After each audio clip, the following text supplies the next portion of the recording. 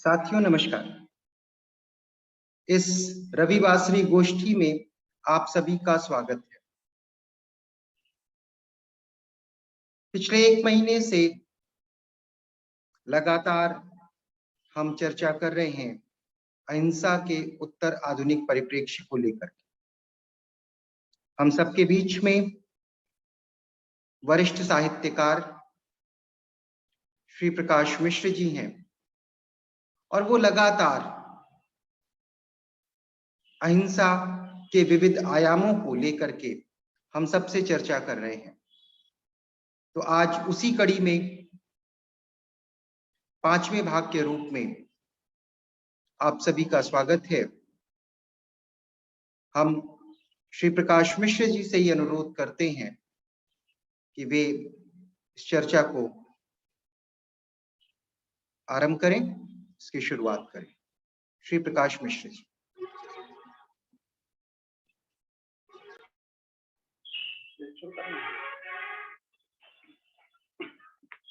आज मैं इस कड़ी में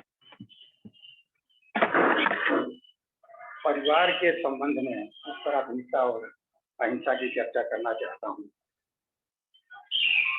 जैसा कि हमने नोट किया है कि उत्तराधुनिकता के जो चतुर्देव हैं, अस्मिता, पहचान, स्वीकृति और अन्यता, इनका उपयोग उत्तराधुनिक समय में शक्ति के लिए किया जा रहा है। शक्ति का मतलब होता है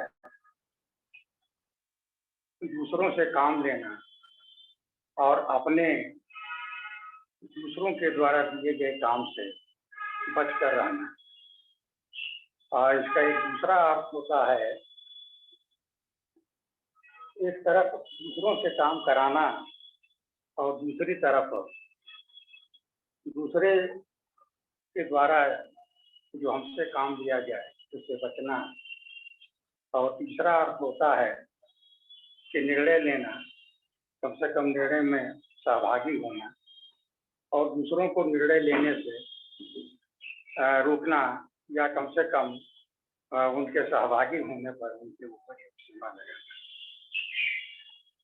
ये तीनों बातें एक तरफ हिंसा की ओर ले जाती है और दूसरी तरफ अहिंसा की ओर।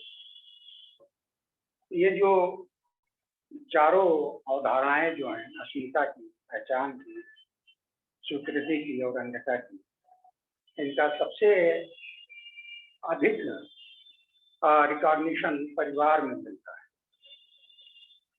है। मनुष्य बाह के जो सबसे नजदीक की इकाई है वो परिवार है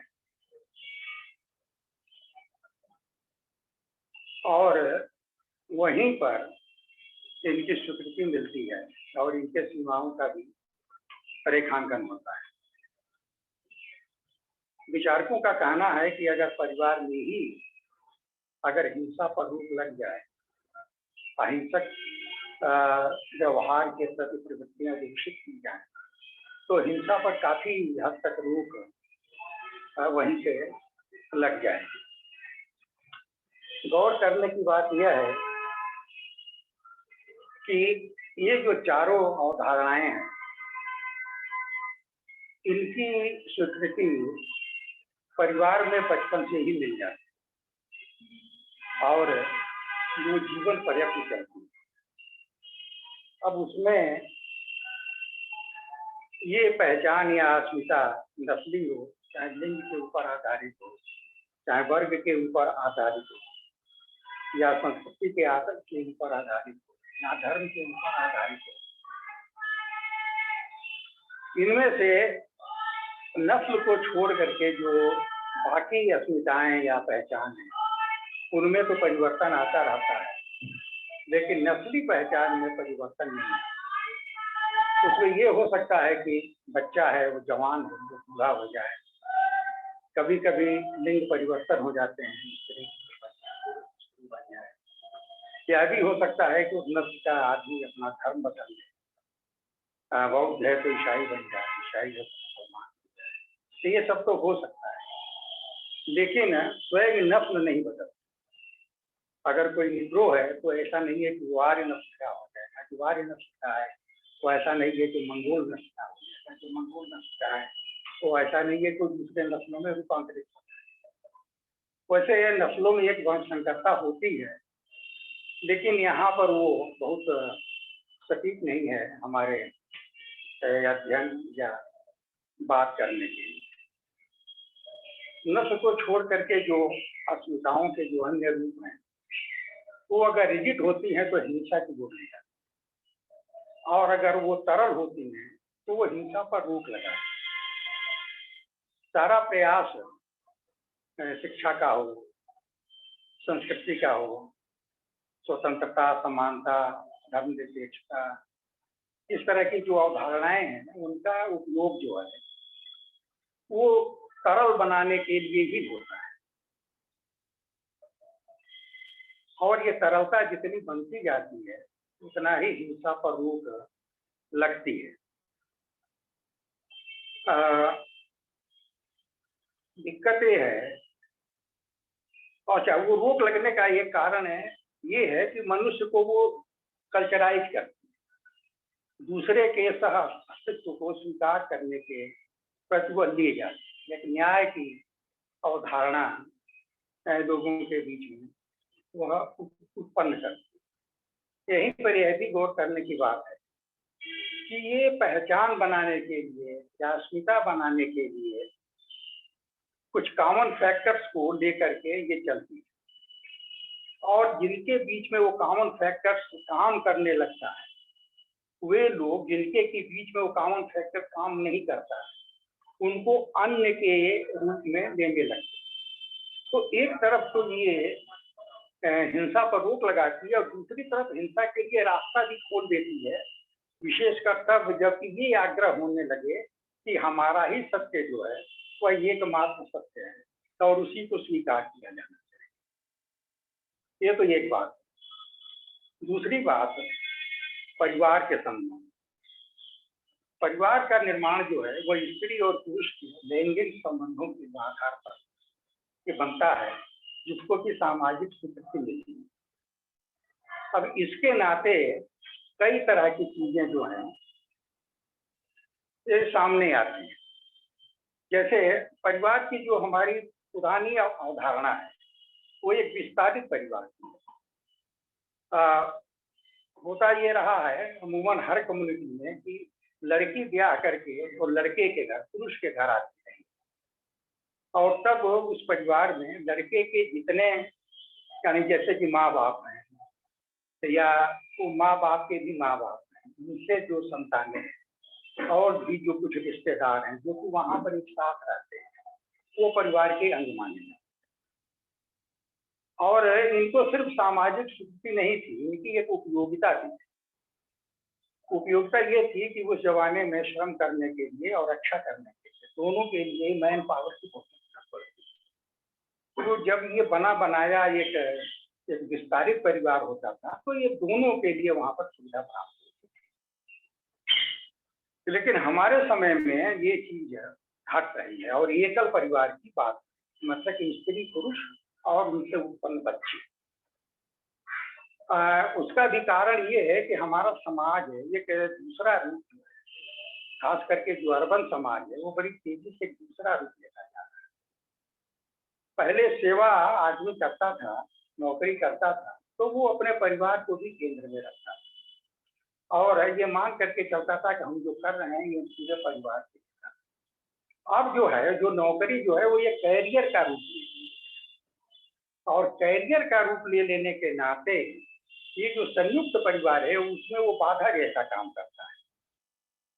आदमी वहां पर कम काम करता है जहां पर वो रहता है, वो जनरली जहां काम करने का हब है वहां पर जाता है, और वहां से भी हट करके जो कंपनियां या जो ऑर्गेनाइजेशन उससे काम लेते हैं, उसकी सेवाएं लेते हैं, वो उसको बिल्कुल अंतर्राष्ट्रीय स्तर पर घुमाते हैं और काम लेते हैं। ऐसे में जो है वो संयुक्त परिवार का बाधा डालता है, क्योंकि सबको वो ढो करके आदमी कहाँ कहाँ ले जाएगा।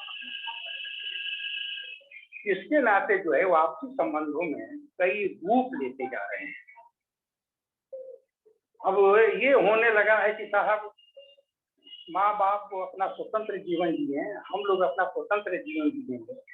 जब भी मौका मिलेगा हम उनके साथ आएंगे, कुछ दिन रहेंगे, खाएं पिएंगे, घूमे फिरेंगे, ये और बात है। लेकिन हम उनका बोझ भी स्वीकार करें, उनको आर्थिक रूप से भी अगर करें तो ये थोड़ा मुश्किल सा ये लगने लगा है। और इसके नाते जो है वो बुजुर्गों को खास करके काफी वो होने लगा है। उसके लिए उत्तर आधुनिक सोच वाले जो ये तर्क ये देने लगे हैं कि ये वेलफेयर स्टेट की अवधारणा के नाते राज्य और समाज और तमाम जो स्वयंसेवी संस्थाएं इन लोगों को सेवा करने के लिए सामने आती हैं। जैसे कि वृद्धागृह है, वो लोग वहां पर रहें और वो जो उनको मिलता है उसके आधार पर अपना जीवन यापन करें। अगर हम बचा सकते हैं, थोड़ा बहुत उनको दे सकते हैं तो उनको हम देंगे, लेकिन उनका हम सेवा करें ये हमारे लिए समय भी नहीं है और ये संभव भी नहीं है। परिणाम ये हो रहा है कि शादी विवाह होते ही बच्चे जो हैं वो अपने माँ बाप से, भाई बहन से अलग हो जा रहे हैं और एक बहुत ही फॉर्मल किस्म का, औपचारिक किस्म का संबंध रह जा रहा है। वो प्रेम की भावना वहां से गायब होती जा रही है। एक तो ये चीज है।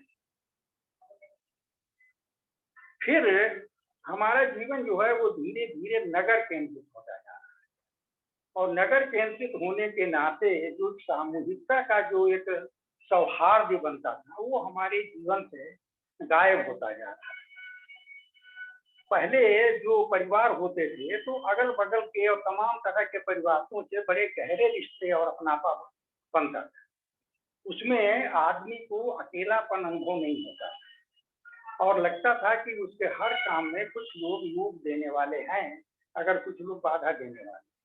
आज स्थिति यह हो गई है कि गुहार लगाने पर भी बगल का आदमी हमारी कहीं मदद में खड़ा हो पाएगा या वो हमारी आवाज सुन भी पाएगा। तो यह एक बड़ा गैप आता जा रहा है और विचारकों का कहना है कि ये एक तरह का हिंसा है। हिंसा ये है कि कोई मदद के लिए गुहार कर रहा है और दूसरा एक तो सुना नहीं और अगर सुना भी तो अनसुना कर दिया, तो ये तो हिंसा को बढ़ावा देना। अब इसकी निवृत्ति कहाँ पर होगी, इसका शमन कैसे होगा, इसके लिए वो लोग मार्ग नहीं सुझा रहे हैं। एक अंदाजिया क्या चलता है कि आपस में मिलकर आना चाहिए। नगर में भी हैं तो ये तो क्या कहते हैं कि जो कॉम्प्लेक्सेस बन रहे हैं, फ्लैट्स वगैरह जहाँ रह रहे हैं वहां पर अपने क्लब हैं, वहां पर अपना एक सामूहिक जीवन व्यतीत करने के लिए अवसर हैं, तो उसका पूरा उपयोग किया जाना चाहिए। ये बातें कहने में तो ठीक लग रही हैं, लेकिन व्यावहारिक हम लोग देख रहे हैं कि हो नहीं पा रहा है। वो इंटीमेसी और वो चीजें आपस में तो आ नहीं पा रही हैं। अब ये भी गौर करने की बात है कि हमारे समाज में पहले पुरुष काम करता था, स्त्री भरसक घर के भीतर के काम करती थी। अगर वो बाहर भी काम करती थी तो उसकी जो आमदनी होती थी वो पुरुष के आमदनी का तो क्या कहेंगे एडिशनल माना जाता था। अब जो है दोनों एक साथ काम कर रहे हैं और लगभग एक ही जैसा काम कर रहे हैं। वही कंप्यूटर पर काम, लिपिक जैसा या और जो संस्थाएं हैं जिस तरह का मैनेजमेंट वगैरह का जो काम है, तो उस तरह के काम करते हैं। तो वो जो डिवीजन जो था बाहर के काम में और भीतर के काम में और सब्सिडियरी होने का, वो कुछ हद तक समाप्त। और कहा जा रहा है कि इससे जो है हिंसा समाप्त हुई है परिवार में। पहले जो होता था, जो स्त्री कमाती थी तो उसको खर्च करने के ऊपर उसको निर्णय लेने का अधिकार नहीं के बराबर होता था। पुरुष ही जो था वो प्राथमिक होता था, उसके पैसे को कैसे खर्च किया जाए। अब ये कहा जा रहा है कि चूंकि दोनों कमा रहे हैं और दोनों को बराबर का मौका मिला है, तो खास करके जो स्त्रीवादी आंदोलन वाले हैं, नारीवादी आंदोलन वाले, उनका ये कहना है कि ऐसा माने देखने में ये प्रवृत्ति आ रही है कि दोनों आपस की कमाई को सहमति से खर्च कर लेंगे। सहमत से खर्च करने का मतलब ये होता है कि निर्णय लेने में स्त्री को भी मौका मिल रहा है और यह मौका मिलने के नाते वो पुरानी जकड़बंदी से दूर हो रही है। पुरानी जकड़बंदी हिंसक थी, इसलिए यह जकड़बंदी से दूर होने पर वो इसका जो है अहिंसक स्वरूप ये सामने आ रहा है। फिर पहले जो था वो काम का बंटवारा लिंग के आधार पर, हमारे समाज में वो अभी भी है, किंतु जो लोग एडवांस हो चुके हैं, जो तथाकथित रूप से जो लोग आगे बढ़ चुके हैं, वहां पर अभी सुविधा के अनुसार होता है। यह नहीं है कि स्त्री ही खाना बनाए। यह भी हो गया कि अगर स्त्री को मौका नहीं है, उसको दफ्तर जाना है या किसी अन्य काम में संलग्न होना है, तो पुरुष ही खाना बना ले। तो उस तरह का आग्रह अब वो नहीं रहा। पहले लगता था कि परिवार में अगर पुरुष खाना बनाए तो कुछ नीचे किस्म का काम कर रहा है। अब वो भावना धीरे धीरे खत्म हो रही है। एक तीसरी चीज जो गौर करने में आ रही है कि पहले जो है परिवार बनाने के लिए जो विवाह होते वो परिवारों के बीच में तय होकर उनकी सहमत से होते थे। अब अधिकांशतः जो विवाह हो रहे हैं वो प्रेम के ऊपर आधारित हो रहे हैं, लड़की और लड़के की अपने चॉइस के आधार। तो ये कहा जा रहा है कि ये इससे एक मुक्ति मिल रही है, और उसका कारण भी ये है कि ये तो उम्र के बाद जब स्त्री और पुरुष अपने बारे में निर्णय लेने में सक्षम होते हैं, तो विवाह भी अगर वो अपने मन से कर रहे हैं तो क्या, इसके नाते कुछ और भी जकड़ने टूट रही, जैसे कि जात का, दहेज का। तो इसको लोग पॉजिटिव कह रहे हैं और ये कह रहे हैं कि परिवार में इसके नाते हिंसा कम हो रहा है। अब गौर करने की बात ये है कि क्या ये एक्चुअली ऐसा हो रहा है। इधर तो एक नई प्रवृत्ति देखने में आ रही है कि अगर वो प्रेम विवाह भी हो रहा है तो भी दोनों परिवार जो है वो चाहते हैं कि आपस में सहमति हो, और अगर सहमति नहीं हो पाती है तो या तो लड़की को अपना परिवार छोड़ना पड़ता है या फिर लड़के को अपना परिवार छोड़ना पड़ता है। तो इसके नाते फिर वही एकाकीपन वाली स्थिति आने लगती है। परिवार वाले जो शादी विवाह का निर्णय लेते हैं तो वो खाली प्रेम को ही आधार मान करके नहीं लेते हैं, वो जो सामाजिक स्टेटस को भी ध्यान में रखते हैं। बच्चे जो होंगे उनको भी ध्यान में वो लेकर के रखते हैं। अभी भी दहेज की भावना उनके रहती है, भले प्रेम विवाह हो रहा है लेकिन कुछ मिल जाए तो अच्छा है। तो इस तरह की चीजों के नाते एक जटिलता। फिर इन प्रेम विवाहों को तमाम जकड़े हुए समाज स्वीकार नहीं कर रहे हैं, और उसके नाते जो है दूसरे तरह की हिंसा हो रही है, जैसे ऑनर किलिंग, एक नया शब्द हम लोगों के जीवन में इधर कुछ वर्षों से आया। फिर खाप पंचायतों का विशेष करके जो भी ऑर्गेनाइज कम्युनिटीज हैं उनमें ये उनका दबाव और उनका वर्चस्व ये बढ़ा है। और भी गौर करने की बात है कि जो लड़के लड़की अलग होकर के है अपने परिवार से विद्रोह करके वो शादी कर ले रहे हैं, वो शादियां कितनी सफल हो रही हैं।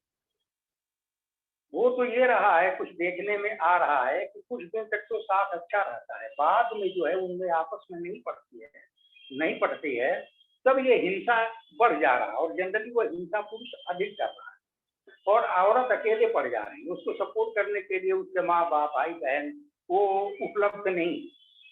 तो कुछ समाजशास्त्रियों ने जो इस विषय का अध्ययन किया है वो कह रहे हैं कि ये बहुत पॉजिटिव स्वरूप नहीं दे रहा है। भले ये मानवीय स्वतंत्रता को उन्मुख कर रहा है, उसको बढ़ावा दे रहा है, लेकिन उसका परिणाम बहुत पॉजिटिव नहीं हो रहा है।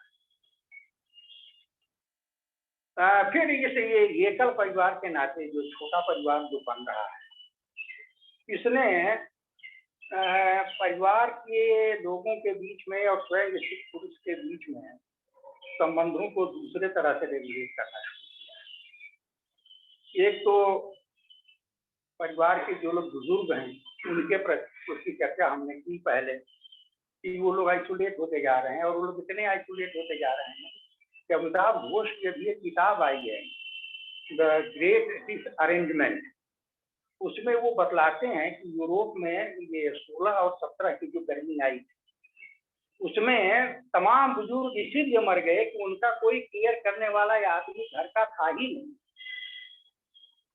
तो ये तो एक उदाहरण है कि वो गर्मी से मर गए। ऐसे तमाम उदाहरण हैं कि जिसमें कि कोई उनको केयर ना करे तो उनके जो है वो संबंध बिगड़ते जा रहे हैं। दूसरी चीज जो है वो बच्चों को लेकर के,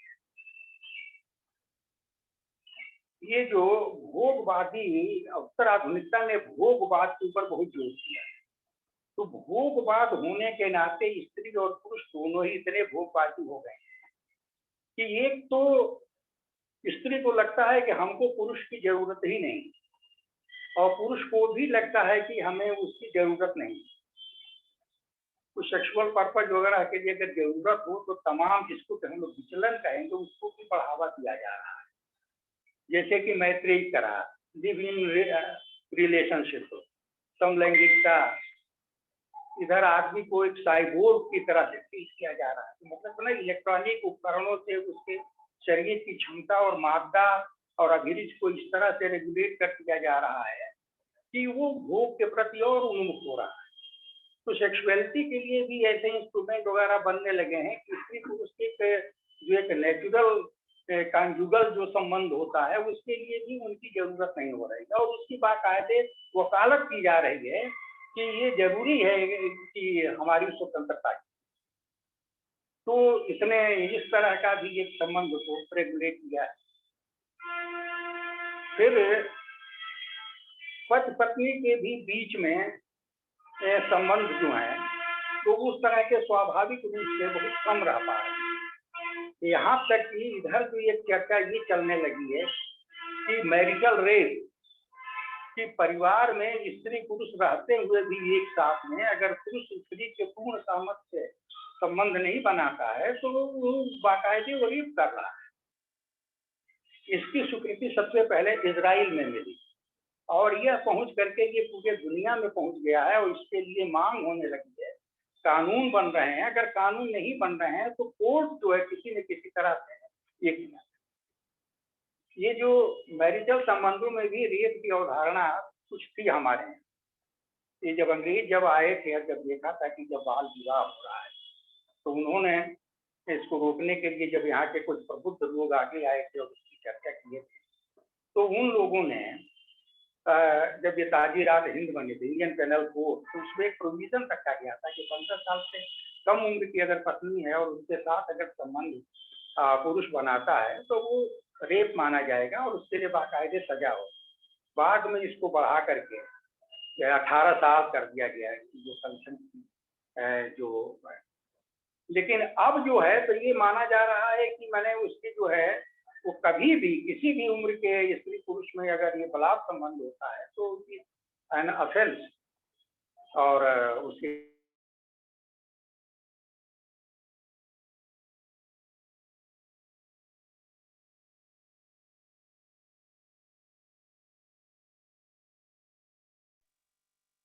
मतलब कि अगर स्त्री अपने पति को छोड़ करके किसी से अगर संबंध बनाती है तो पुरुष को कतई यह अधिकार नहीं है कि वो उसको जो है प्रताड़ित करे या उसको कटघरे में खड़ा करे।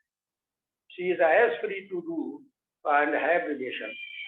तो एक ये भी एक बड़ी परिवार को क्या कहेंगे तोड़ने के लिए या उसको एक माने डेंट करने के लिए ये अवधारणा ये बड़ी तेजी से जो है ये बढ़ रही है।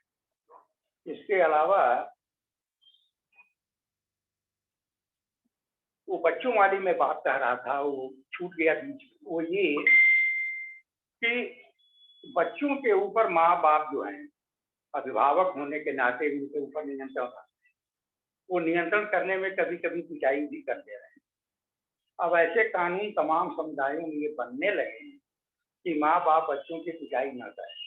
यही नहीं, बच्चों का जो कैरियर ओरिएंट करने में जो माँ बाप जो इनिशिएटिव लेते हैं उसके ऊपर भी अब ये कहा जा रहा है कि बच्चों की एप्टीट्यूड और उनको रुचि को देख करके भी उनकी पढ़ाई की जानी चाहिए, और अगर ऐसा नहीं होता है तो ये हिंसा है। ये कहा जा रहा है कि ये खास उम्र तक बच्चे जो हैं वो अपने बारे में निर्णय लेने में सक्षम नहीं होते हैं, इसलिए उस उम्र तक माँ बाप जो हैं वो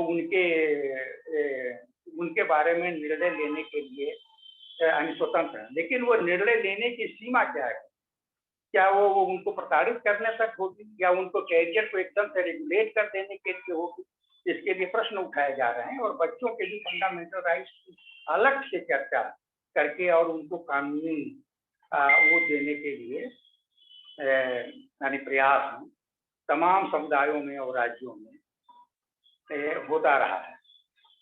परिवार के बीच में एक और चीज जो देखने को जो आती रही है वो ये है कि अगर पारिवारिक जीवन, पति पत्नी का जीवन नहीं चल रहा है तो तलाक की होता है। और ये माना जा रहा है कि तलाक के नाते जो है स्त्री मुक्ति को काफी मौका मिल रहा है। अब भारत जो है तो इसमें कई तरह की कम्युनिटीज आने रहती हैं, ये मल्टी कम्युनल सोसाइटी है। अब परंपरागत रूप से तो ये हिंदू माने पर्सनल लॉ में तलाक की अवधारणा नहीं, वो धीरे धीरे कुछ कम्युनिटीज में थी यहाँ की, जैसे कि सप्तपदी होता था तो सातों पद जो है वो एक साथ नहीं लिए जाते थे, दो एक घटा के लिए जाते थे और स्त्री मरने लगती थी तब वो पूरा किया जाता था। यानी माना जाता था कि क्योंकि साथ पूरा नहीं हुआ है तो वो चाहे तो इस बॉन्ड को वो तोड़ सकती है। तो एक ये था। कुछ और परिस्थितियों में कुछ कम्युनिटीज में, खास करके दक्षिण के कम्युनिटीज में और जिसको कि हम लोग तथाकथित लोअर स्ट्राटा कहते हैं समाज के, उनके बीच में तलाक किया जाना। लेकिन ज्यों ज्यों शिक्षा का प्रसार हुआ तो तलाक की मांग बढ़ने लगी और जब हिंदू लॉ में जब परिवर्तन आया आजादी के बाद तो वहाँ पर तलाक की अवधारणा को स्वीकृति दी गई कि ग्राउंड्स 5-7 बताए गए। इन ग्राउंड्स पर जैसे पुरुष तलाक मांग सकता है तो वैसे स्त्री भी तलाक दे सकती है। और उसको सेव करने के लिए जो इंडियन सक्सेशन एक्ट जिसमें कि प्रॉपर्टी में, संपत्ति में पति के स्त्री को अधिकार दिया गया, तो इससे माना गया कि इससे वो स्ट्रेंथन होगी। अगर वो तलाक पा जाती है तो ऐसा नहीं है कि उसको कोई निर्वासित और खराब जीवन व्यतीत करना पड़ेगा, तो उसको एक आर्थिक आधार रहेगा तो वो करेगी। लेकिन ये कहने के लिए है, अभी इसका बहुत उपयोग स्त्रियों के तरफ से नहीं हो पा रहा है जितना कि उपयोग इसका पुरुष लोग कर रहे हैं। एक दूसरी चीज जो रही है तो ये तो एक चीज है। अच्छा, यहीं पर वो भी बात कर लें कि हमारे यहाँ दहेज के नाते जो घरेलू हिंसा काफी होता रहा, यहाँ तक कि बहुएं जला तक दी जाती रही। तो इधर शिक्षित समाज में तो कुछ कम हुआ है, लेकिन इंडिविजुअल के लेवल पर कम हुआ है, कम्युनिटी एज ए होल में वो कम नहीं हुआ है। प्रेम विवाह अभी अगर हो रहा है तो सीधे सीधे लड़के के गार्जियन ये कहते हैं कि लड़के को पढ़ाने के लिए तो हमने इतना रुपया खर्च किया है जिसके कि नाते ये आज ये कमाई कर रहा है तो वो हमको मिलना चाहिए। और इस तरह के तर्क लोग बाकायदे दे करके और इसको ले रहे हैं। तो ये भी बहुत ही हिंसक स्वरूप है और इस पर अवेयरनेस के नाते कुछ रूप लग रहा है और लगता है कि और अवेयरनेस बढ़ेगा तो शायद इस पर रूप लग जाएगा। लेकिन मनुष्य का लालच वाला जो पक्ष है वो कैसे समाप्त होगा ये सोचने की चीज है। तलाक वाली बात जो है मुस्लिम कम्युनिटी में थोड़ा दूसरे तरह की, वहां पर जो है स्त्री को तलाक देने की गुंजाइश ही नहीं है उनके पर्सनल लॉ में। और पुरुष को तो कई तरह का तलाक देने वाला है, जिसमें कि सबसे ऑफेंसिव जो है वो 3 तलाक वाला अवधारणा है, जिसमें कि पुरुष कभी भी तलाक तलाक तलाक 3 बार का करके स्त्री को छोड़ सकता है। और स्त्री को तो वहां पर उत्तराधिकार में भी कुछ नहीं मिलता है पुरुष की संपत्ति से, और माँ बाप से अलग हो जाने के बाद तो वो भी सिलसिला उसका संपत्ति वाले मामले में कट चुका रहता है। तो बहुत ही खतरनाक रहा है। तो पहले तो सुप्रीम कोर्ट ने इसको नोटिस में लिया और रिलीज किया और अब तो ये कानून बन गया है। लेकिन कानून बन तो गया है किंतु अभी भी इसका उपयोग हो रहा है और जो कंजर्वेटिव लोग हैं वो लोग उस तरह के तलाक को मान भी रहे हैं। और तो ये वो बड़ा खतरनाक है। इसके अलावा ये मुस्लिम कम्युनिटी में एक और है, जिस पत्नी को आपने छोड़ दिया है उससे अगर आप फिर शादी करना चाहते हैं तो उसको एक पुरुष के पास बिल्कुल कंजुगल समय थोड़ा व्यतीत करना पड़ता है और तब जा करके जो है उसको हलाला कहते हैं। तो वो भी एक तरह का बहुत बड़ा अत्याचार है। मुस्लिम लॉ में एक खुला का प्रोविजन है कि स्त्री खुला मांग सकती है पति से अलग होने के लिए, लेकिन उसके लिए जो कंडीशंस बनाए गए हैं वो इतने कठोर हैं कि वो जल्दी न तो मिल सकता है और न कोई उसका डिमांड करता है। ईसाई समुदाय ने भी पहले तलाक की अवधारणा नहीं थी, लेकिन जब से कि वो प्रोटेस्टेंट मत आया कैथोलिक मत के विरोध में, तो तब तक जो है उसमें कुछ लिबरलिटी आई और बाद में जिसको ना कहते हैं सिविल मैरिज की जब अवधारणा आई तो उसमें तलाक की गुंजाइश काफी बन गई और वो कम्युनिटी क्योंकि उसको अपनाता है, तो इसलिए उनके यहाँ इस तरह के जो प्रताड़ना या हिंसा से बचने की तलाक के आधार पर एक गुंजाइश बेहतर है। इसके अलावा हमारे यहाँ पारसी और यहूदी समुदाय भी हैं, हालांकि देखने जाते नहीं है, लेकिन चूंकि वो कम्युनिटी एडवांस है शिक्षा के भी मामले में और धन के भी मामले में, इसलिए उनके यहाँ से इस तरह के अत्याचार या प्रताड़ना की चीजें कम सुनाई देती हैं। उनके यहाँ भी तलाक वगैरह तो होता होगा, लेकिन हम लोगों के सामने बहुत कम आता है। इसके अलावा ये परिवार में और स्त्री पुरुष का संबंध और हिंसा को एक दूसरे तरह से भी देखा जा सकता है कि अर्बन सोसाइटी में कैसे है और रूरल सोसाइटी में कैसे है, एडवांस सोसाइटी में कैसे है और बैकवर्ड सोसाइटी में कैसे है, ट्राइबल सोसाइटी में कैसे है और मुख्य धारा की सोसाइटी में कैसे है। तो उसकी चर्चा हम लोग आगे करेंगे जब समाज के ऊपर अहिंसा के पॉइंट ऑफ व्यू से बात करेंगे इन शब्दों के साथ में डिस्कशन में हम लोग और बात कर पाएंगे। बिल्कुल, बहुत बहुत धन्यवाद।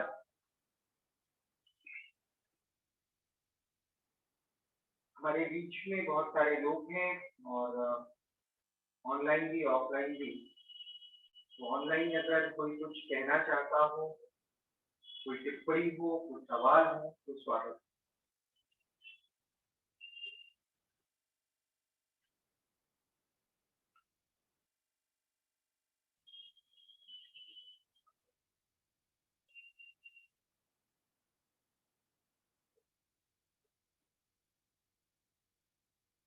तो ये शुरुआत नहीं करते कुछ। आज आपने बहुत ही कहा जाए मार्मिक विषय उठाया है और परिवार को लेकर के, क्योंकि अगर समाज के निर्माण की बात करते हैं तो उसकी शुरुआत परिवार से ही होती है। आप कुछ हद तक वो बाद में आपने कहा कि इसको हम विस्तार से कहेंगे, नागरिक समाज, ग्रामीण समाज, आदिवासी समाज के बारे में। लेकिन इस पूरे प्रकरण में हम देख रहे थे कि जब आप बात कर रहे थे तो उस तरीके के समाज की बात कर रहे थे जो पितृसत्तात्मक समाज, और आपका अनुभव भी नॉर्थ ईस्ट का रहा है जहां पर बहुत सारी कम्युनिटीज हैं और वो मातृसत्तात्मक हैं। तो क्या पितृसत्तात्मक समाज और मातृसत्तात्मक समाज में हिंसा, ये हम कह सकते हैं कि मातृसत्तात्मक समाज है तो हिंसा कम होगी? क्या ऐसी भी अवधारणा है या ऐसा दिखाई पड़ता है सबको? तो उसकी रियलिटी क्या है वो हम आपसे जानेंगे। मैं दो बात कहना चाहता हूँ। एक तो ये कि वो समाज मातृकुलात्मक है, मातृसत्तात्मक नहीं। खसिया समाज जो था वो आज से करीब 150-200 वर्ष पहले मातृसत्तात्मक होता था, लेकिन अब वो नहीं रह गया है, वो सिर्फ मातृकुलात्मक रह गया है। सारी सत्ता जो है वो पुरुष के हाथ में आ चुकी है। किंतु एक बात जरूर है कि उत्तराधिकार में अभी भी संपत्ति की मालकिन माने संपत्ति का मालिक स्त्री होती है, और जब वो मरती है तो जो सबसे छोटी बेटी होती है उसको मिलता है, ये तो है।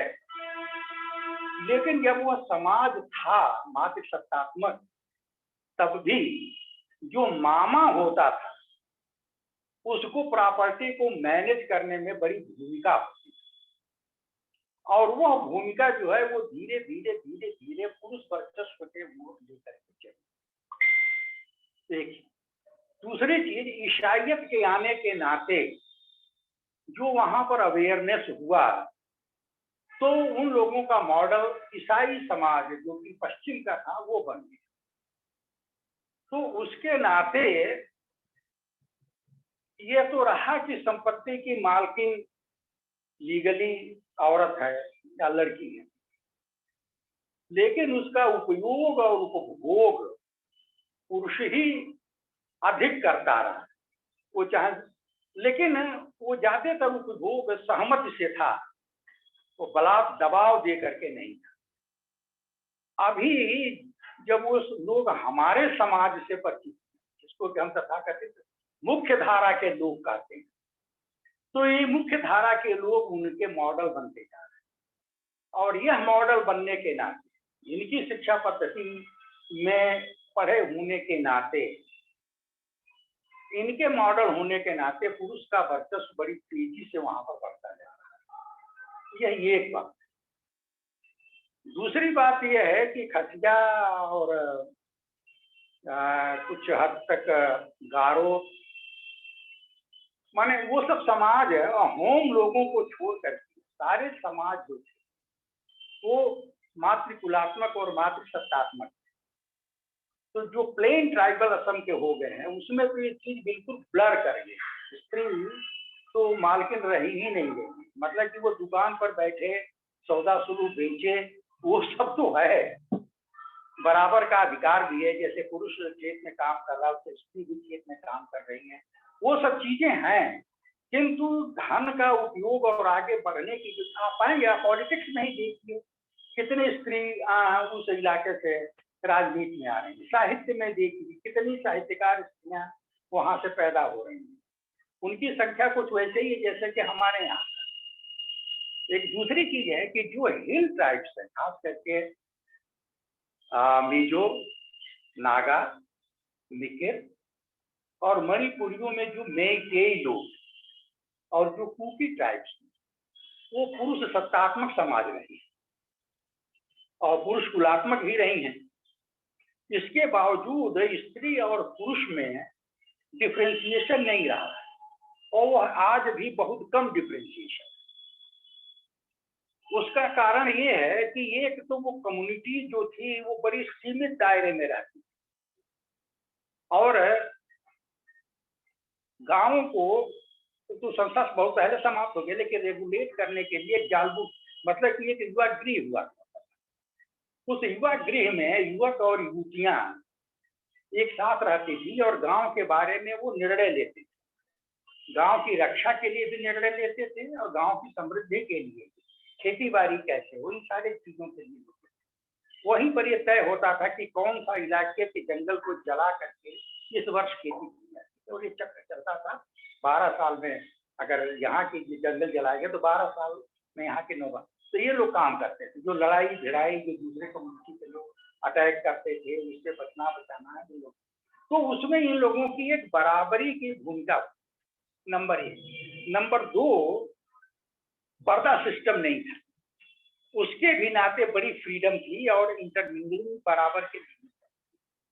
तीसरे, काम का बंटवारा सेक्स के आधार पर जरूर था, स्त्री क्या काम करेगी पुरुष क्या काम करेगी ये लगभग तय था।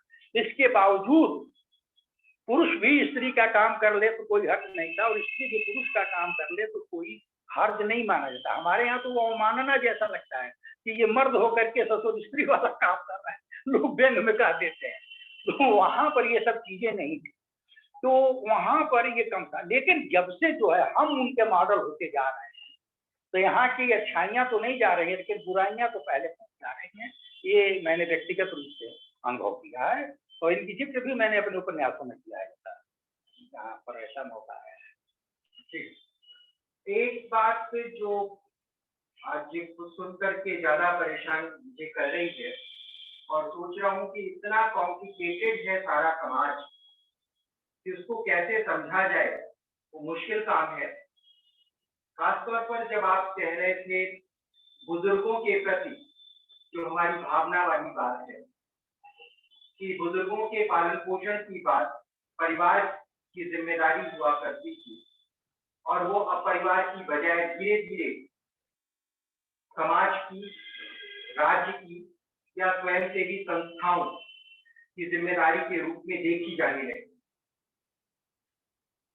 इस तरीके की जिम्मेदारी की बात अगर हम करें तो शायद ये सारी चीजें जो आपने कहा भी कि उत्तर आधुनिक समाज की देन है, खासतौर पर जैसे जैसे कॉर्पोरेटिव संस्कृति जो है हम पर हावी होती गई और समाज का विघटन होता गया, तो इस तरीके की चीजें पनपती गई। लेकिन एक चीज और है जिसकी ओर आप इशारा कर रहे थे, दहेज को लेकर,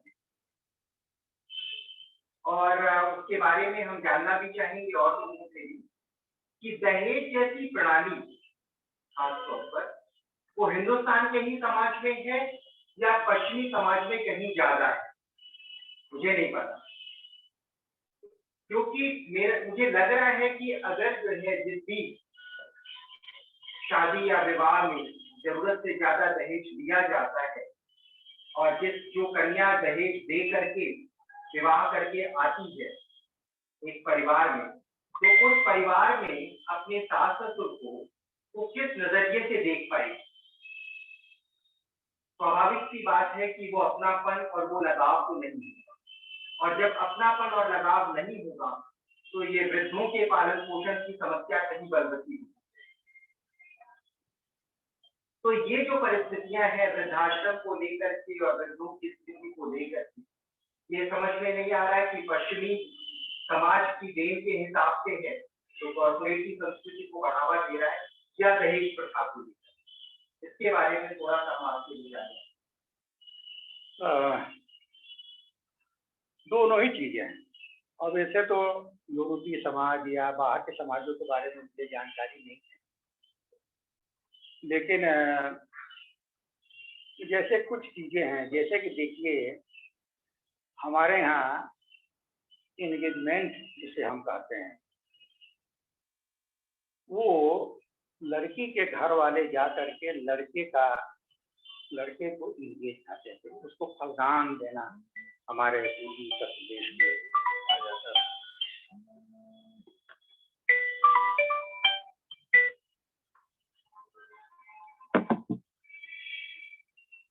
तो वो प्रतीकात्मक होता था। 5 फल के थोड़े से वो दे दिए जाते थे, एक चांदी का सिक्का दे दिया जाता था एक परात में। कहा यह जाता है कि वो स्थिर समाज था, तो जब शादी होती थी तो ये मान लिया जाता था कि लड़की और लड़की एक नया जीवन शुरू करने जा रहे हैं। तो लड़की के माँ बाप कुछ चीजों को दे देते थे जो कि बड़ी ही जरूरी चीज होती। हमको लगता है कि इसकी शुरुआत जो है ना, ये आर्य कल्चर के आरंभ से। आर्य कल्चर जो था वो न तो विलेज ओरिएंटेड था और न नगर ओरिएंटेड, वो गुरुकुल ओरिएंटेड था। एक आदमी अपने खेत में या अपने जगह में अपना झोपड़ी डाल करके वो रहता था और साग सब्जी अनाज मतलब कभी एक स्वायत्त रूप से, एक इंडिपेंडेंट समाज के रूप में वो चलाता। तो तब ये प्रथा ये चली होगी कि भाई जब ये आदमी शादी कर रहा है 25 साल की उम्र तक ब्रह्मचर्य रख करके और गुरु बिना शिक्षा प्राप्त करके, तो इसके तो अपने पास कुछ है नहीं, तो लड़की के साथ इसको कुछ दे दो। बाद में इतना रूढ़ हो गया और इतना टॉर्चरस हो गया कि आज जो है अब ये कि बुराई के रूप में, जो एक अच्छाई के रूप में जिसका शुरुआत हुआ होगा, तो ये कि बुराई के रूप में हो गया और बाकायदे चीजें तय होने लगी और इसके आधार पर आदमी का स्टेटस तय होने लगा कि कौन कितना दहेज पाता है वो उतना बड़ा है आदमी। तो जब ये चीज आई तो एक तो ये बना। अब ये कारपोरेट संस्कृति ने तो यह जरूर किया है कि ये अलग किया। उसमें देखिए मुख्य बात 2 चीजें, तो कैरियर ओरिएंटेशन, तो लड़के और लड़की स्त्री पुरुष पति दोनों का तो है। जो लड़कियां वो कैरियर ओरिएंटेड नहीं है, जो भी उस घर में अभी रह भी रही, वहां भी एडजस्टमेंट बहुत ढंग से नहीं हो पा रहा। उसका कारण है पहले जो शादी होती थी तो एक ऐसी उम्र में होती थी कि लड़की की और लड़के की भी उम्र थोड़ा लचीला रहता था, वो एडजस्ट कर पाते। एक घर से निकल करके जब वो दूसरे घर में और फटाक से नहीं आती थी, कई चरणों में आती थी। शादी होती थी, गौना होता था, दूंगा होता था, पेंगा होता था, तो धीरे धीरे उस परिवार से वो फैमिलियरिटी और एडजस्टमेंट करती। अब तो सब फटाक से होता है।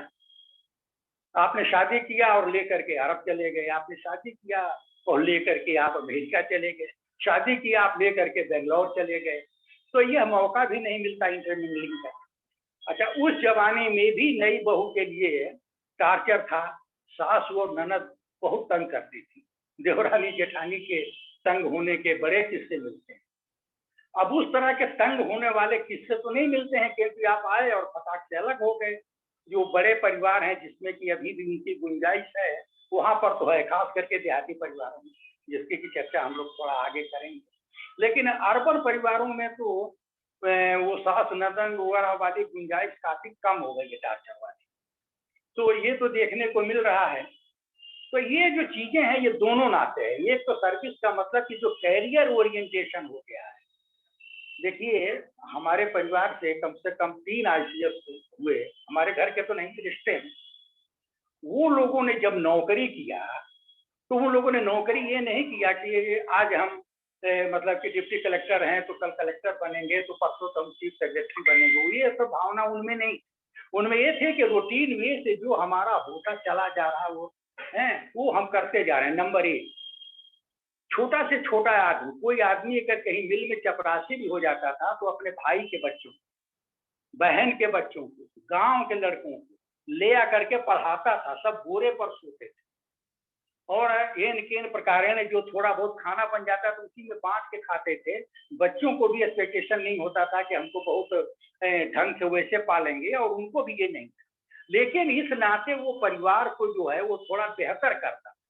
आज ये कैरियर ओरिएंटेशन हो जाने के नाते दिक्कत ये हो गई है कि सगा भाई ही छूट जा रहा है। नौकरी मिली और हम अपनी बीवी को लेकर के अलग।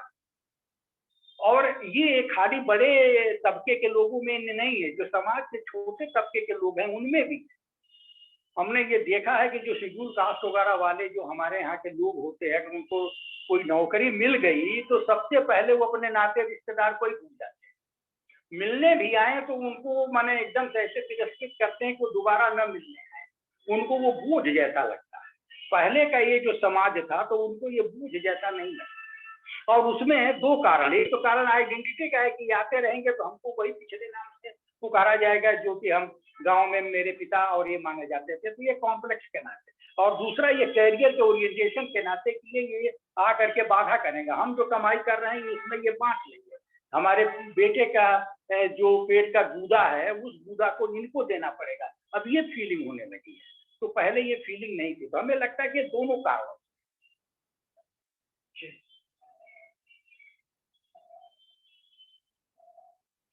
सर, दहेज की जो आपने बात किया, क्या संयुक्त परिवार में एकल परिवार की तुलना में दहेज का प्रभाव ज्यादा है? हाँ, संयुक्त परिवार जो गांव के बचे हुए हैं उनमें अपेक्षाकृत एकल परिवार के दहेज का प्रभाव ज्यादा है। हाँ है, बिल्कुल। लड़के की शादी जब तय होती है तो बस पहले ही टटोल लिया जाता है कि ये कितना दे सकते हैं। इसीलिए उनका समाज और माने स्टाटा समाज, उनकी हैसियत, सब चीजें यानी देखी जाती हैं। तो ये होता है, तो है। लेकिन शहर में भी है। अब कहना नहीं चाहिए, शहर का जब एक धनी बनिया उसके बेटे या बेटी की शादी तय होती है तो बिल्कुल सब चीजें देख करके तय करते हैं। ये जो थोड़ा सा अंतर आया है ना, ये नौकरी करने वाले तबके में ही थोड़ा बहुत अंतर आया है। जो ये नौकरी करने वाले लोग हैं उनमें कोई मान लो वो जटर अभी कुछ ज्यादा नहीं होता है। शहर में भी जो राजे महाराजे तबके के लोग हैं पुराने, उनके यहाँ भी दहेज वगैरह का वैसे ही सिलसिला है, वैसे ही खानदान गोत्र वगैरह सब देखा जाना है। हम सबके बीच में राकेश गुप्ता जी हैं। राकेश जी, आप कुछ कहना चाहेंगे?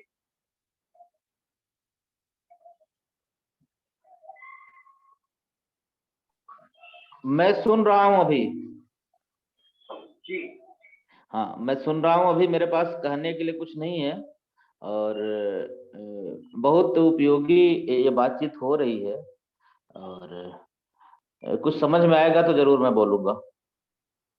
जी जी हम सबके बीच में अलका जी हैं। अलका जी। हाँ सर, हम कुछ एक मन की दुविधा थी जिसको हम शायद आपसे पूछना चाहते थे। नमस्कार सर। अभी हाल ही में सर एक फिल्म स्टार का डाइवोर्स हुआ, आमिर खान और उनकी वाइफ किरण राव का। और आजकल का सर ये जो मीडिया तंत्र है वो ऐसा है कि कुछ भी होता है तो पीआर कंपनी उसको पूरी तरह पब्लिसाइज कर देती है।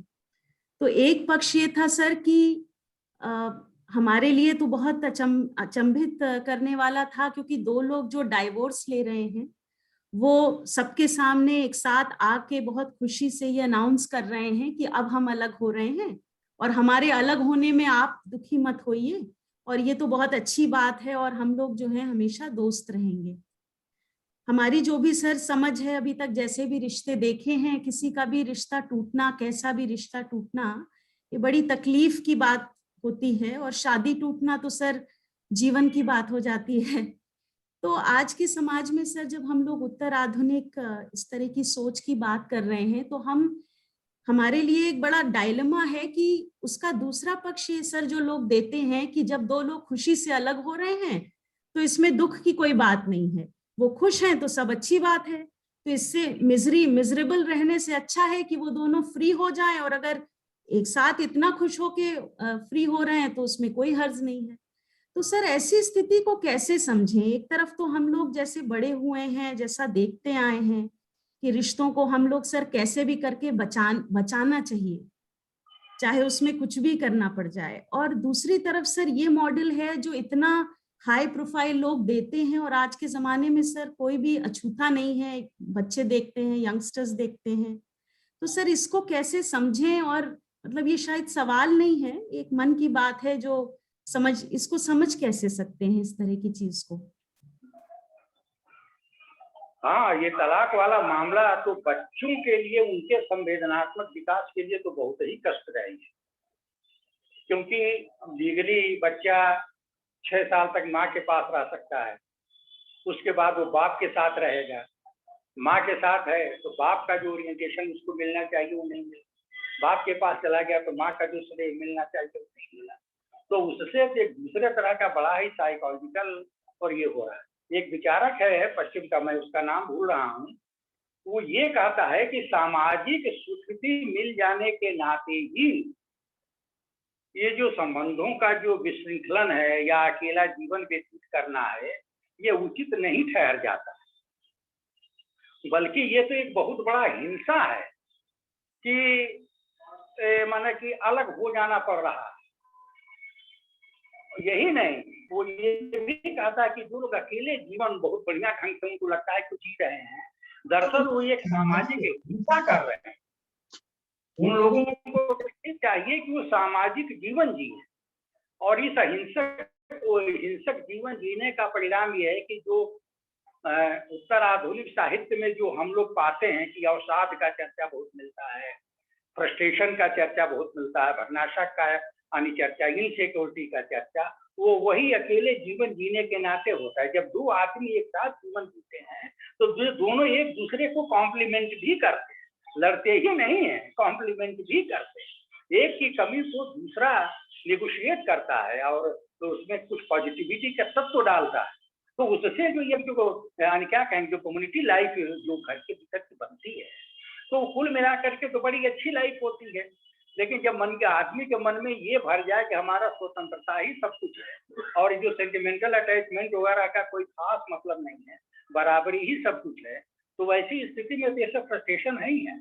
और निश्चय जो लोग सोशियोलॉजी के सोशियोलॉजिस्ट लोग हैं, समाजशास्त्री लोग इन सब चीज़ों का गहराई से अध्ययन कर रहे होंगे। मेरा बहुत डीप नॉलेज नहीं है उस क्षेत्र में, इसलिए मैं बहुत विशेषज्ञ की तरह से बात नहीं कर सकता। मैं भी बात सब सही ही ढंग से कर पा रहा हूँ। स्वप्निल जी, मैं कुछ इसी से रिलेशन में कुछ पूछना चाहूंगी। मतलब एक सवाल मन में है कि जो सर बात कर रहे हैं कि रिश्तों की कॉम्प्लीमेंटैरिटी की बात कर रहे हैं, और अब वो चीजें बदल रही हैं क्योंकि लोग इक्वालिटी चाह रहे हैं दोनों। क्योंकि जब कॉम्प्लीमेंटारिटी की बात करते हैं तो जो अभी तक सर ने बताया कि एक पेट्रियार्कल कंट्रोल ज़्यादा है, तो वहाँ कॉम्प्लीमेंटारिटी तो नहीं हो रही थी, वहाँ मेल डोमिनेशन ज़्यादा था। तो वो चल रहा था। पर जहाँ बात फ्रीडम की नहीं है, बात एक है कि उसकी अपनी भी आवाज़ सुनी जाए। तो जब वो फीमेल्स भी अपनी आवाज़ को एक इम्पोर्टेंस देना चाहती हैं तो फिर वो क्लैश हो जाता है, वो कॉम्प्लीमेंटारिटी नहीं रह जाती। दूसरी चीज़ ये मैं कहना चाह रही थी कि लाइक जो ये सामाजिक परिवर्तन की बात सर कर रहे हैं, वो इसलिए भी है क्योंकि हम कहीं न कहीं वेस्टर्न मॉडल ऑफ डेवलपमेंट को लेके चल रहे हैं। तो हम उनसे वो सारे वो चीज़ें तो ले रहे हैं, वैल्यू सिस्टम जो भी है, हम उनको कॉपी करने की कोशिश कर रहे हैं। पर कहीं न कहीं एक डाइकोटोमी ये है कि हम कुछ पोर्शन तो अपने कल्चर का पकड़ के रखे हैं और कुछ जो हमें सूट करता है वो हमने वेस्टर्न से ले लिया है। सो ये जो इसकी वजह से मुझे लगता है कि जो समाज में जो वायलेंस है, जो कॉन्फ्लिक्ट है, वो इसकी वजह से भी है क्योंकि हम बहुत सेलेक्टिवली चीज़ों को एक जगह से उठाते हैं और सेलेक्टिवली दूसरी जगह से उठाते हैं। शायद हम अभी कंफ्यूज हैं कि हमें क्या चाहिए, लाइक क्योंकि अब रिवर्स डेवलपमेंट तो नहीं हो सकता। जो भी हो गया है समाज में परिवर्तन, हमें उसी को लेके आगे बढ़ना है। उसमें थोड़ा सा ट्रांसफॉर्मेशन आ सकता है। बट जब जो आपने अभी कहा कि जो भी समाज में परिवर्तन आया, चाहे वो फैमिली के कॉन्टेक्स्ट में आया हो, चाहे वैल्यू सिस्टम या जो भी एजेड लोगों की तरफ हमारा जो नजरिया है या दहेज की प्रति है, वो इस वजह से है कि कहीं ना कहीं हमने वेस्टर्न मॉडल को अपने हिसाब से अडाप्ट कर लिया है। हाँ, हमारा समय जो है तो वो तो संक्रमण का है है।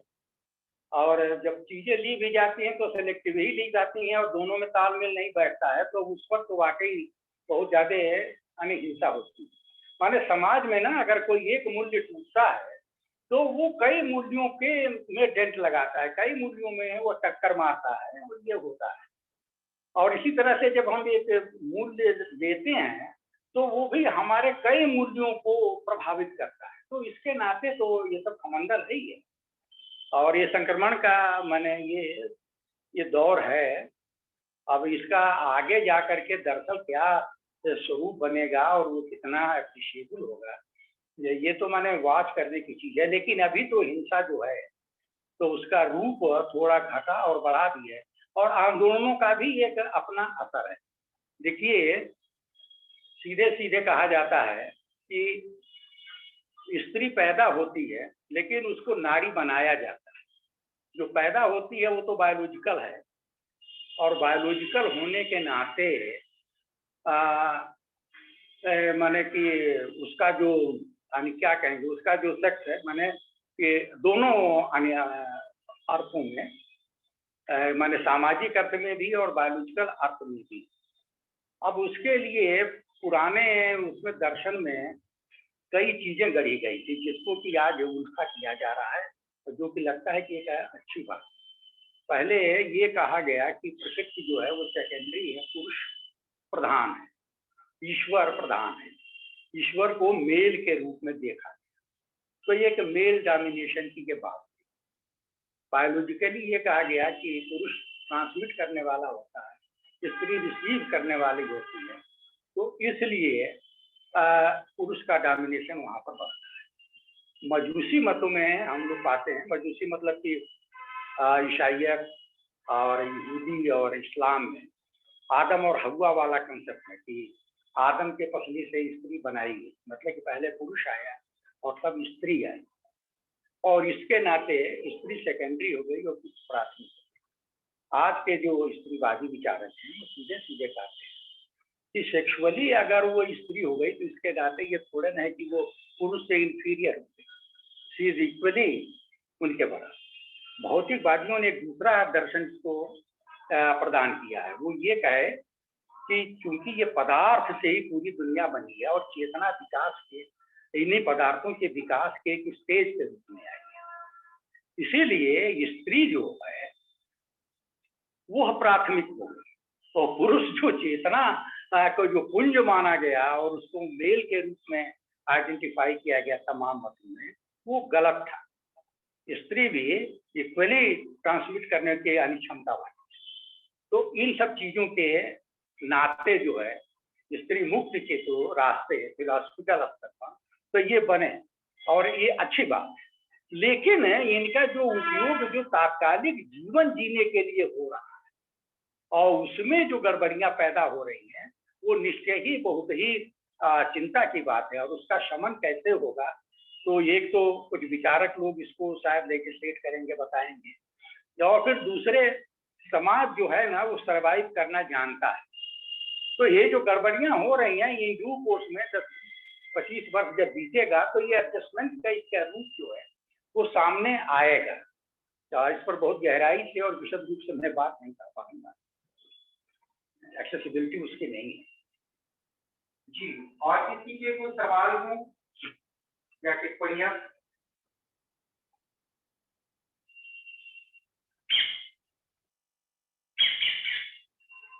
इस संगोष्ठी के अंत में हम सबके बीच में स्वराज विद्यापीठ के कुलगुरु प्रोफेसर रमाचरण त्रिपाठी सर हैं। हम उनसे अनुरोध करते हैं कि वे अपने विचार रखें। सब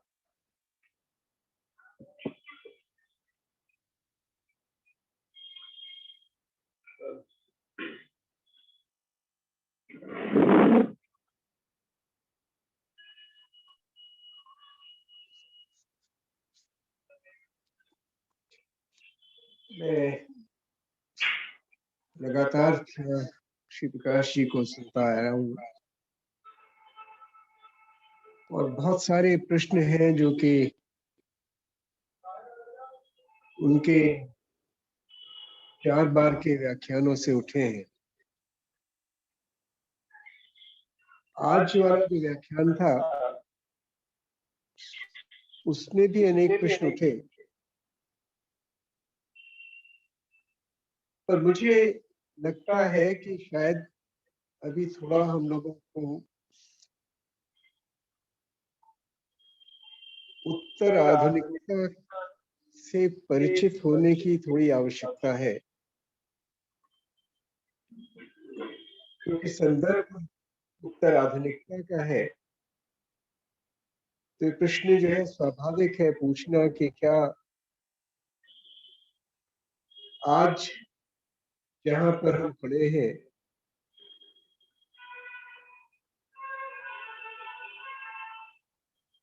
वह संदर्भ उत्तर आधुनिकता का है।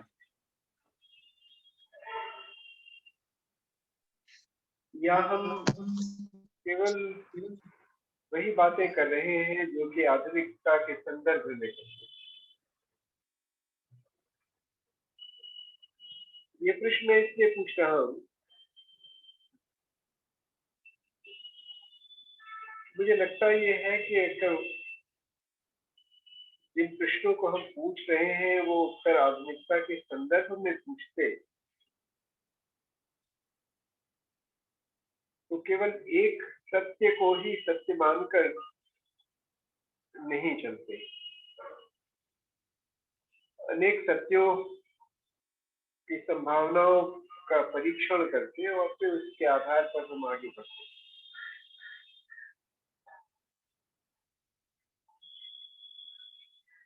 हमारा सोच का अभी भी जो तरीका है वह एक सत्य को ही देखने का है, उससे थोड़ा हटने की मुझे आवश्यकता जो है वो मुझे लगता है कि है।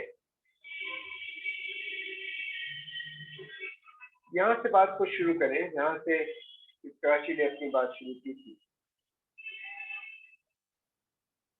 पिछली बार भी मैंने ये कहा था कि आधुनिकता और उत्तर आधुनिकता के बीच में कब उत्तर आधुनिकता आई और आधुनिकता समाप्त हुई उसका भेद पता नहीं चलता है और वो कभी को पता चलेगा भी नहीं। आधुनिकता और उत्तर आधुनिकता जो है वो साथ साथ चलती है और इवॉल्व करती हैं साथ साथ। ऐसा नहीं कि कोई संधि काल है और उसके बाद जो है शुरू हुआ कि हाँ अब जो है ये वाला समय समाप्त हो गया और नया वाला जो है वो आरंभ होता है।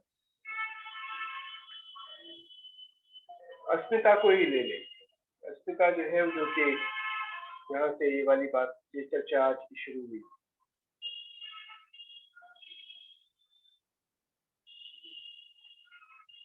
अस्मिताओं के आधार पर हिंसा लगातार होती चली आ रही है। मुझे लगता नहीं है कि कभी ऐसा हुआ हो कि अस्मिताओं के आधार पर हिंसा न हुई है।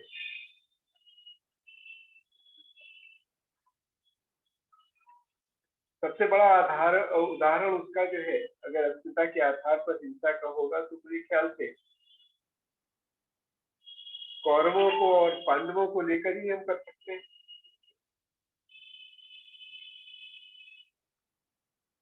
महाभारत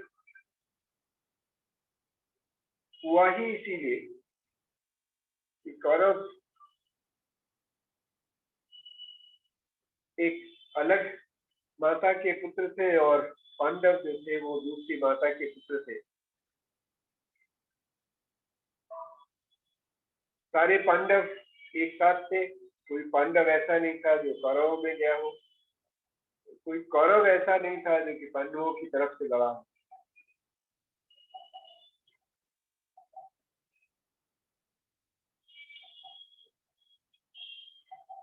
ऐसे अनेक उदाहरण आपको प्राप्त हो सकते हैं।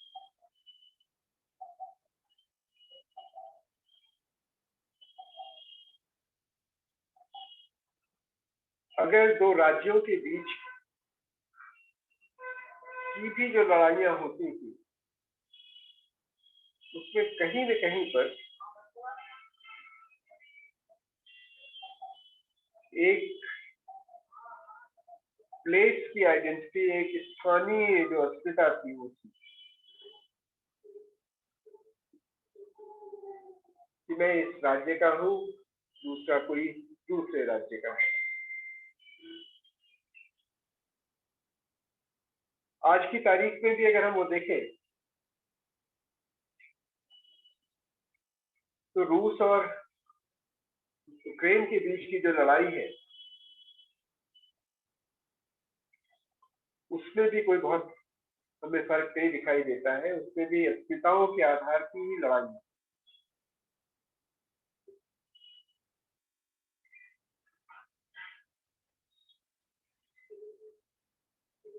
ये बात अलग है कि उसके साथ जो है कुछ तरह के और मुद्दे भी जुड़े हुए हैं, लेकिन जो मुख्य लड़ाई है जहां से बात शुरू हुई थी, जिससे कि सोवियत यूनियन का बिखराव हुआ, वो अस्मिताओं के आधार पर ही हुआ। और आज की जो है जो लड़ाई हो रही है वो कुछ इसी आधार पर।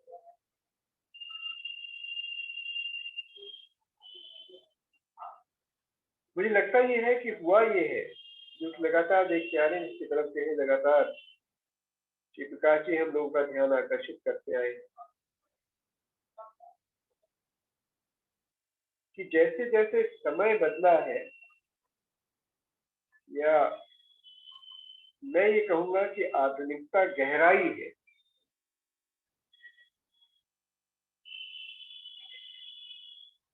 तो हिंसा जो थी उसके रूप बदले हैं।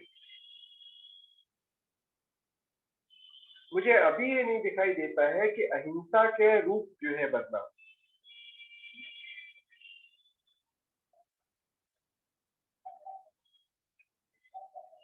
ये शायद होना चाहिए था, और मुझे लगता है कि उत्तर आधुनिकता के आधार पर अहिंसा का रूप बदलता तो संभवतः वह कुछ अलग प्रकार का होता। उसकी जड़ें जो है वो धर्म में नहीं होती, जैसा गांधी के समय में थी या उसके पहले थी, जैनियों के समय में थी। उसकी जड़ें इसमें होती कि हाँ, मैं तुम्हें सुनना चाहता हूँ, मैं तुम्हें समझना चाहता हूँ कि तुम्हारा सत्य क्या है, और अगर मैं तुम्हारे सत्य को समझ सकता हूँ, सुनना आरंभ हो जाए, तो वो अहिंसा का शायद एक दूसरा रूप हो सकता है।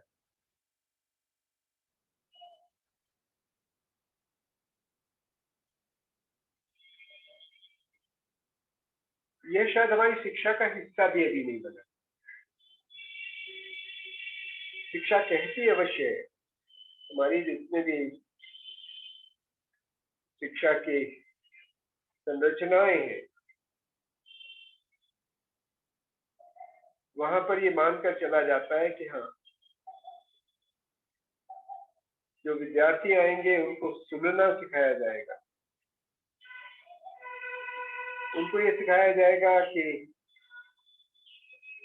सत्य जो है वो उसके अनेक रूप हो सकते हैं, के पहचानने की आवश्यकता है, परीक्षण की आवश्यकता है, अनुभव से सीखने की आवश्यकता है। पर कहीं न कहीं मुझे लगता है कि अभी भी हमारी जितनी भी संरचनाएं हैं, उनका आधार जो है वो पश्चिमी विज्ञान ही है, जो कि आधुनिकता के केंद्र में था। ये कहता है कि नहीं, न्यूटन ने जैसे बताया कि जो उसके नियम थे, उसके तहत एक ही सत्य होता है, उसी सत्य की खोज जो है वो आपको करनी। एक कुछ विचित्र प्रकार की बात है कि केवल यही नहीं है कि भौतिक विज्ञान में ही ऐसा है, ऐसा जो है सामाजिक विज्ञान में भी है। सामाजिक विज्ञानी भी केवल एक सत्य की खोज में लगे हुए हैं, वो ढूंढते हैं कि हाँ, इसका कारण क्या है। आज के संदर्भ में पुनः देखें तो ये लगता ये है कि जो हमारी हिंसा का जो प्रमुख कारण है, जो दिखाई दे रहा है, वो यह है कि हम धर्म के आधार पर राजनीति कर रहे हैं। जो लोकतंत्र के विरोध में है,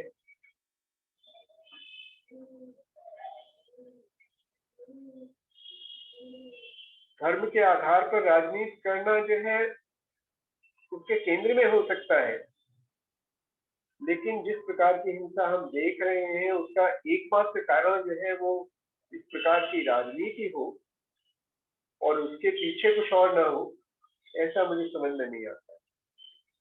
तो किसी भी सामाजिक घटना के अनेक कारण हो सकते हैं। उत्तर आधुनिकता से हमें ये सीखने की आवश्यकता है।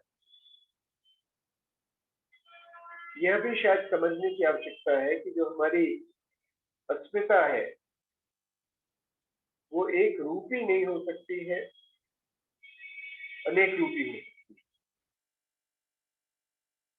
और जैसे हम ये सोचेंगे कि हाँ, अस्मिता जो है अनेक रूपी हो सकती है, उसे स्वीकार करेंगे, तो अहिंसा की संभावना, नई प्रकार की अहिंसा की संभावना जो है वो भी। तो अगर हमारे मन जो है इस प्रकार के बनते हैं, जो सुनने लगते हैं, जो अनेक सत्यों की संभावनाओं को स्वीकारते हैं, जो अनेक अस्मिताओं को स्वीकारते हैं, तो अहिंसा की संभावना जो है वो बनेगी।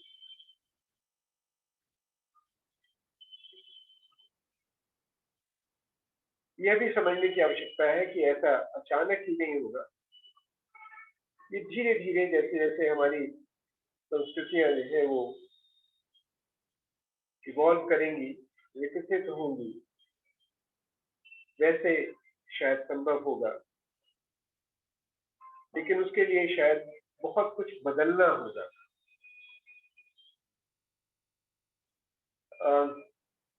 जिस प्रकार की आर्थिक संरचनाएं हैं, जिस प्रकार की यदि जिस तरह की राजनैतिक जो है संरचनाएं हैं, अगर ये बनी रहेंगी, जो कि पूरी तरीके से जो है वो आधुनिकता आधारित है, तब तक हमारे मन नहीं बदलेंगे। हमारे मनों को बदलने के लिए ये आवश्यक है कि इस प्रकार की सामाजिक संरचनाएं भी बदले, और ये संभव तब होगा जबकि व्यक्ति मात्र उसके केंद्र में नहीं होगा। नए प्रकार के संबंध जो केवल परिवार आधारित ही नहीं होंगे, लेकिन समाज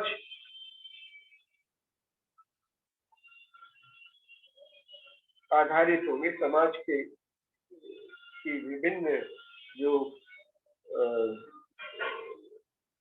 आवश्यकताएं हैं उस पर आधारित होंगे, तब वह संभव हो पाएगा। लेकिन मुझे लगता है कि जब तक संबंध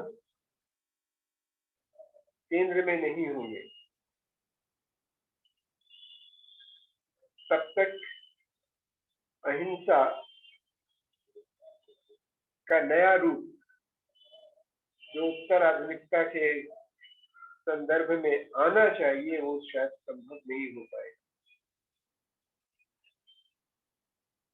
अभी मैं इतना ही कहना चाहूंगा। शिवकाश जी को एक बार पुनः हम लोगों की तरफ से बहुत धन्यवाद हमारी समझ बनाने के लिए, और उनके अगले व्याख्यान का हम लोग इंतजार करेंगे। अगले रविवार को आपसे आग्रह है कि आप पुनः उपस्थित होइएगा। नमस्कार। बहुत बहुत धन्यवाद। अगले रविवार को हमें लगता है एक चीज आपने कही, तो ऑफलाइन बैठक को पाना थोड़ा मुश्किल होगा, क्योंकि इलाहाबाद में मतदान है उस दिन 27 तारीख को। तो आप सबसे अनुरोध है कि इस पूरी संगोष्ठी को हम ऑनलाइन मोड में कर सकें।